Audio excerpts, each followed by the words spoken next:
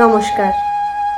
আজ আন্তর্জাতিক মাতৃভাষা দিবস, 21শে ফেব্রুয়ারি। সমস্ত আপামর বাঙালির কাছে আজকের দিনটি অত্যন্ত গুরুত্বপূর্ণ একটি দিন। মায়ের ভাষায় কথা বলার, অধিকার রক্ষার এবং নিজের সংস্কৃতিকে ভালোবাসার অঙ্গীকারের দিন হলো 21শে ফেব্রুয়ারি। মাতৃভাষা আমাদের প্রথম পরিচয়। আমরা বাঙালি, বাংলা ভাষা আমাদের গর্ব।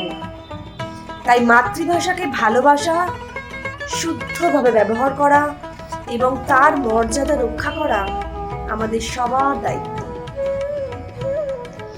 এই ভাষা দিবস উপলক্ষে আমার একটি ছোট্ট নিবেদন, কবি সুনীল গঙ্গোপাধ্যায়ের কবিতা একটি গ্রাম্য দৃশ্য। ছোট্ট একটি ছেলে গুটুলি আর তার মায়ের গল্প। আসুন শুনি। মাটির দাওয়ায় খুদে মাস্টার ক্লাস 6 এর গুটুলি, হাতে বেত নেই, তর্জনী তোলা, নাকের ডগায় চশমা, খেলনা চশমা।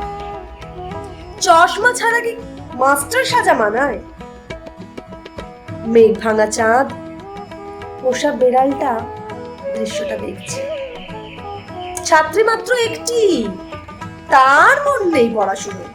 ছটফটে ভাব, পালাবার তাল, বড় চঞ্চল চাহনি। চুল বাঁধা নেই, শাড়ির আঁচল, ঘাম মুছে মুছে ময়লা। কাতর গলায় জানালো, গুটুলি এবার আমায় ছেড়ে দে। গুটুলি চক্ষু পাকিয়ে বলল, হাতের লেখাটা দেখাও। যা পড়া দিয়েছি শেষ না করলে কোথাও যেতে পারবে না। ভারী ফাঁকিবাজ। এখনো নিজের নামের বানান শেখনি, দীর্ঘইকার লিখতে দুবার চক্ষরিখানা ভাঙলে। মেঘ ডাকছে রে, ভিজে যাবে সব। খোলা আছে বুঝি জানলা? এখনো বৃষ্টি আসেনি, আগেই ওঠার জন্য ব্যস্ত।